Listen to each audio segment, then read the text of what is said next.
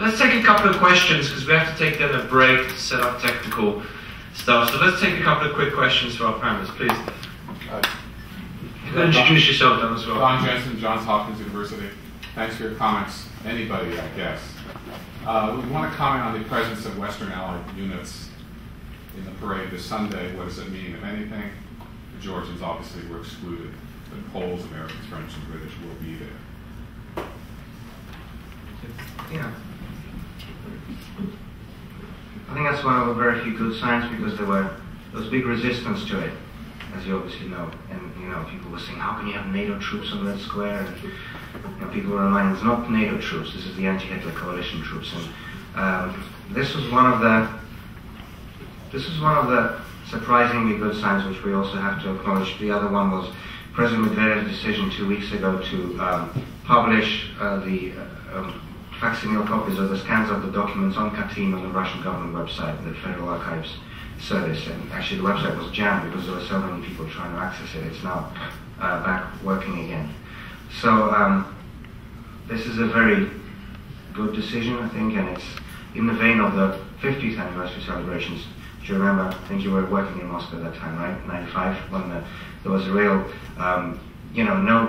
no attempt at Sovietization, Stalinization. In fact, President Yeltsin ordered that all the Soviet symbols be draped over on Red Square when President Clinton came and Prime Minister Meiji came and all the Allied leaders back in 1995. So this is one of the few more encouraging signs regarding this anniversary celebration.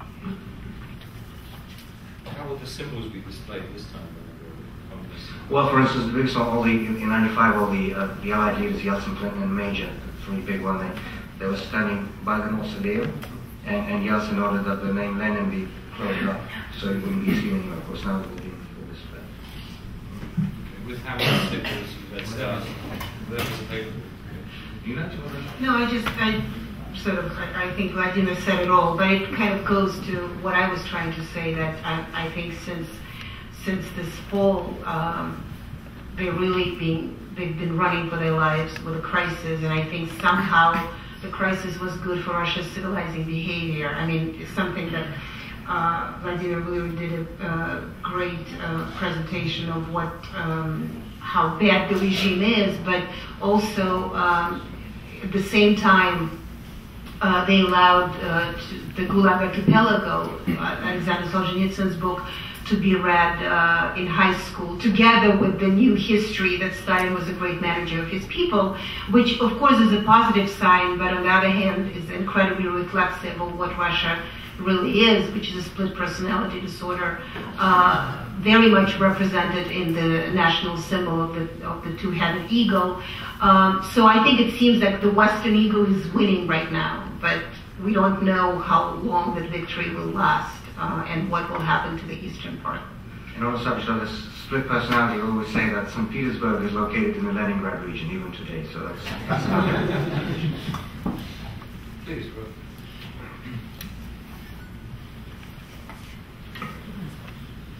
Sam Kober with the Cato Institute.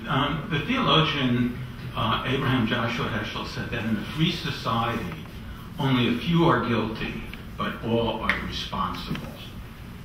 And I've argued that means the First Amendment here in the United States means that we not only have the right to information, but the obligation to know. We cannot say we did not know what the government did in our name. Okay. What about in an unfree society? I remember being a student in the Soviet Union, conversation with a Russian student, praising Stalin. And when she finished, I said, yes, okay, he led the country to victory in war. But didn't he also kill a lot of people? She seemed troubled by this question, not offended, but troubled, and replied slowly, yes, that's true. But what do you do with people who oppose the revolution? Of course you killed them. I was there with some British students, we were shocked.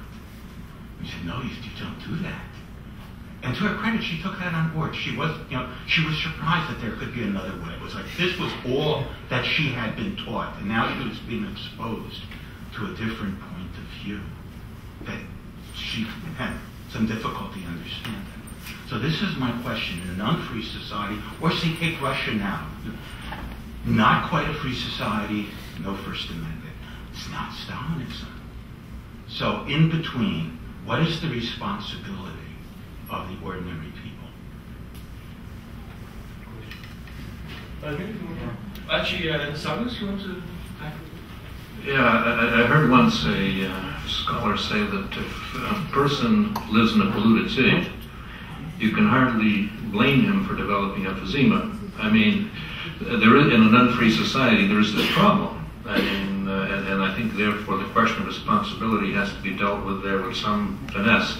But it doesn't take a Soviet teacher to talk that way. You know that Eric Hobsbawm, the benighted, much acclaimed British historian, was asked in an interview just a few years ago why he did not reject communism, and during that interview he said that it would be an appropriate price to have killed 15 to 20, it was in the millions, the number, I don't recall the number, but something like 10 to 15 million people if the revolution succeeded in its aims.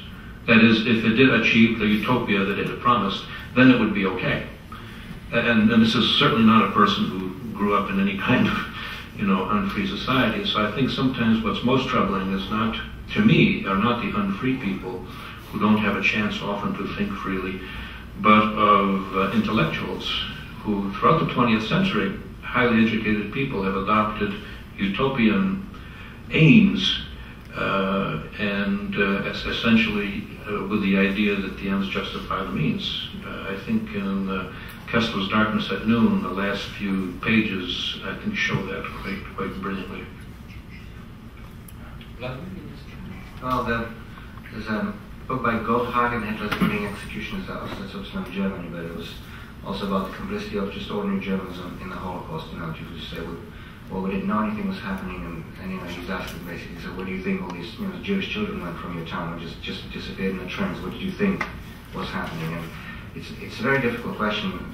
So as just said, how do you hold everybody responsible? But that was one of the main reasons that people like Galina Starovoitova and Vladimir Bukovsky and others back in 91, 92, when the Soviet system collapsed, were demanding a kind of a symbolic trial, Nuremberg style, on the Communist Party, not to imprison anyone or to punish anyone, but just to open everything up and to undergo this kind of moral cleansing for the whole society, to see what we lived through and what some maybe participated in just by their passivity and unwillingness to, or inability to protest. And this was of course not done. There was no real condemnation of the Lenin-Stalin ideology. There was the case that I mentioned, the Constitutional Court case, but it didn't go far enough. There were no real illustrations. There were not really an complete opening of all the archival documents to make sure this moral cleansing would be achieved and there would never be any going back, and that it would be impossible for any Russian president, whatever his own or her own views, to restore the Stalinist national anthem as the national anthem of Russia. So this is a very difficult question, and I think the method that they proposed, it's probably the best way of achieving this, but it wasn't done. So, and we're seeing the results of that now as well.